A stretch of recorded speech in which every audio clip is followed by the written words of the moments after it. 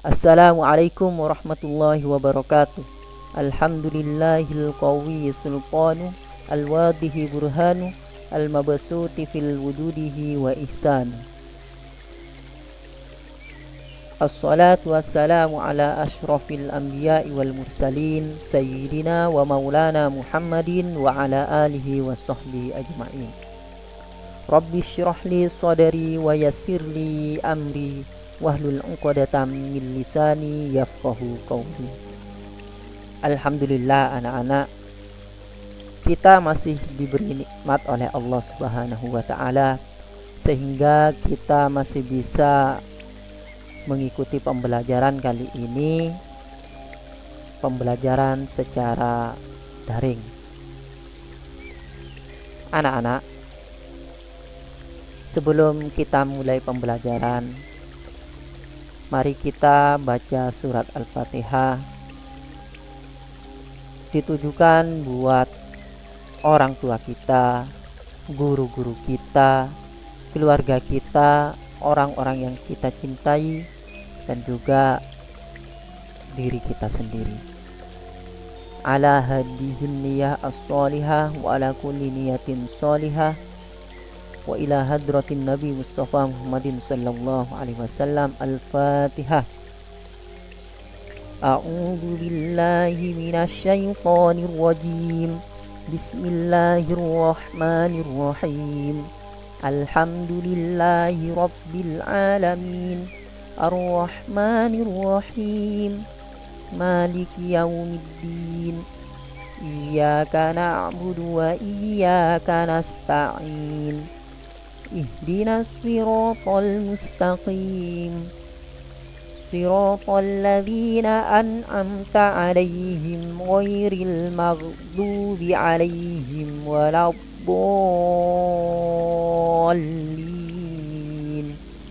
Rabbighfirli wa liwalidayya walil mu'minina amin.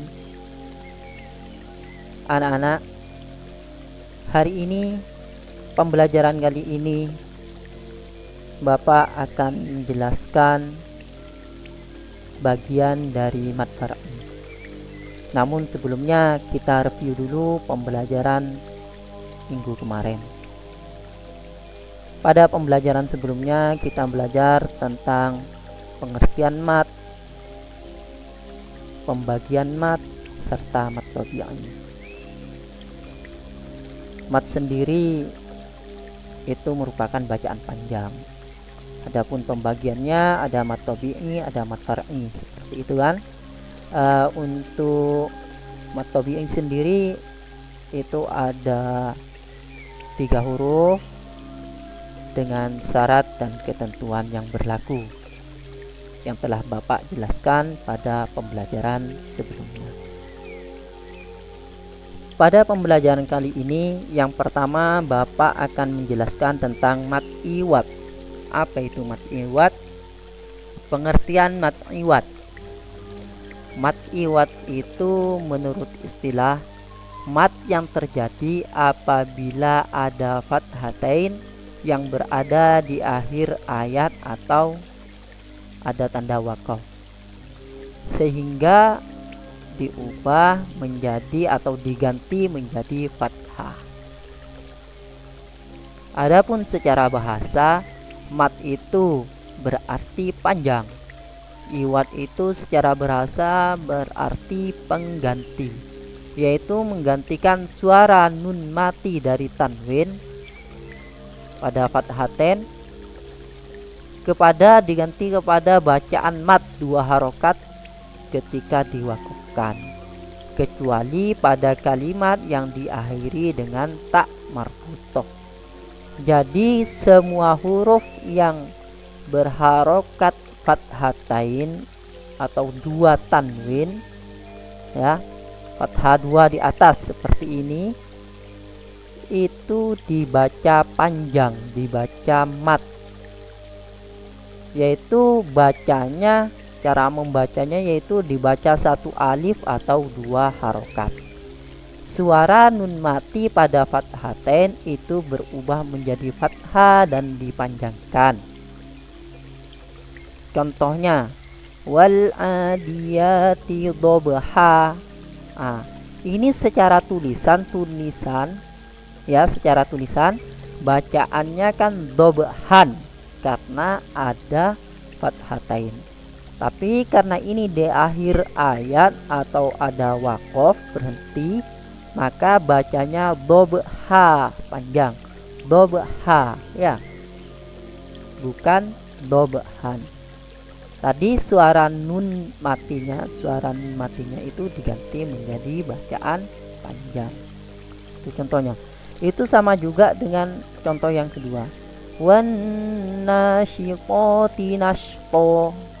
Bacaannya nashto bukan nashton ya. Jadi suara fathatainnya itu berubah menjadi bacaan mat atau panjang. Yang terakhir contohnya innahu kana tawwaba. Kalau tulisannya tawwaban, tapi berubah atau diganti menjadi mat menjadi tawwaba. Itulah contoh-contoh dari mat iwat. Baik anak-anak, kalau ada yang ditanyakan nanti kalian bisa bertanya lewat WA, telepon, atau media yang lain. Yang kedua, setelah mat iwat ada namanya mat layyin. Ya. Mat layyin atau juga disebut mat lin. Pengertian menurut bahasa. Mat lin itu secara bahasa terdiri dari mat, artinya bacaan panjang atau panjang. Layyin itu artinya lunak ya. Layyin atau lin itu lunak.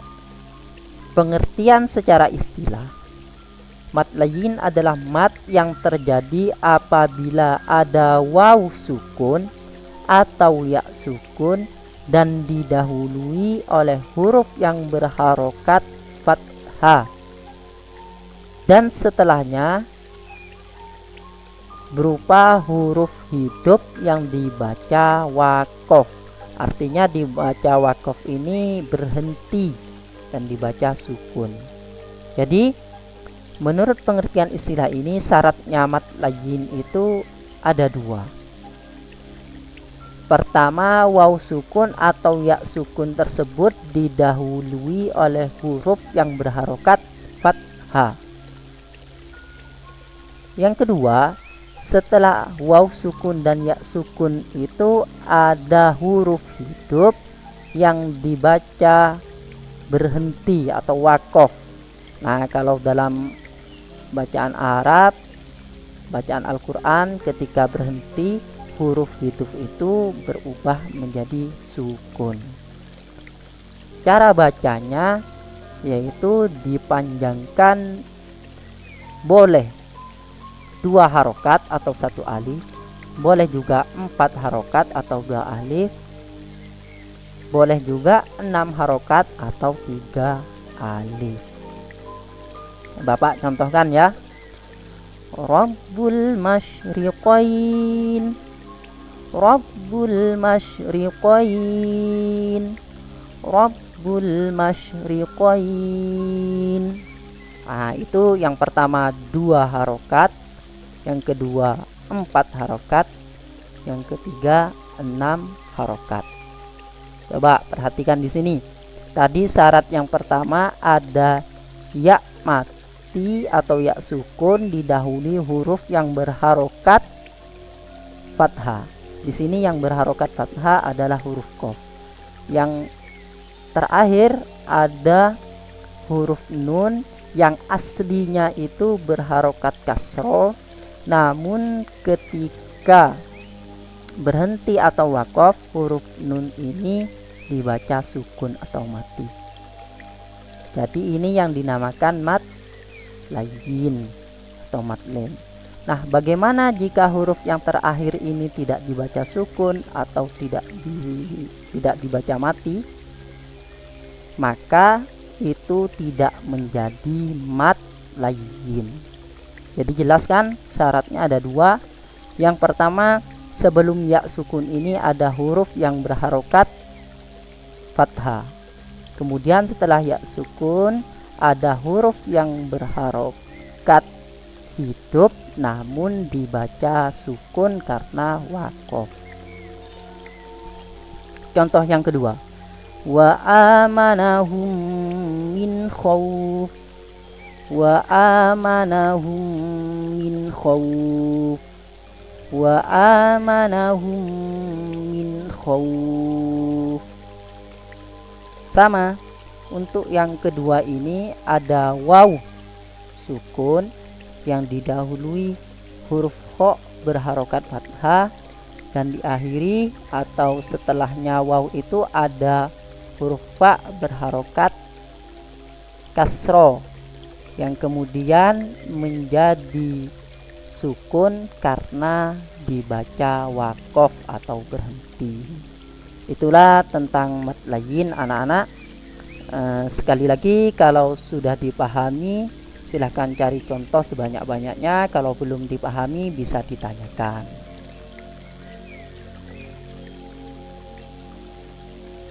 Baiklah anak-anak, Bapak lanjutkan untuk materi yang ketiga, mad arid lis-sukun. Pengertian secara bahasa. Menurut bahasa mad berarti panjang. Arid itu artinya adalah baru datang atau tiba-tiba. Lis-sukun artinya karena sukun atau mati. Secara istilah, pengertian mad arid lis-sukun yaitu apabila ada mad tabi'i yang bertemu dengan huruf hidup yang dibaca wakof atau berhenti. Ingat, ketika dalam baca Al-Quran ada huruf hidup dibaca wakof itu menjadi sukun atau mati. Cara bacanya bisa dibaca 2 harokat atau 1 alif, 4 harokat atau 2 alif, 6 harokat atau 3 alif. Contoh bacaannya, mad arid lis-sukun ini termasuk mad yang banyak ditemui ketika kita membaca Al-Quran. Contohnya,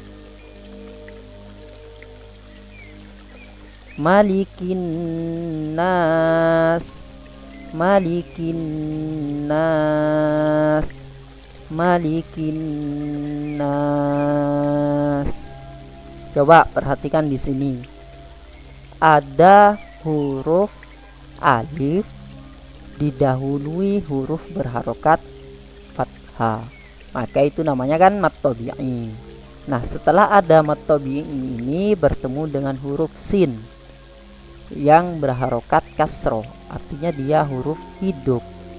Namun karena dibaca wakof atau berhenti, huruf sin ini harus disukun. Maka bacaannya bukan malikin nasi, tapi menjadi malikin nas.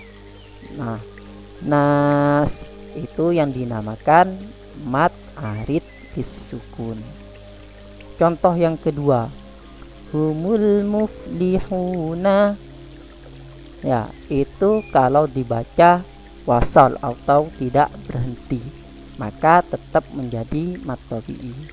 Nah, untuk mad arid lis-sukun sekali lagi huruf nun ini harus dibaca sukun ya, karena wakaf atau berhenti. Bapak contohkan,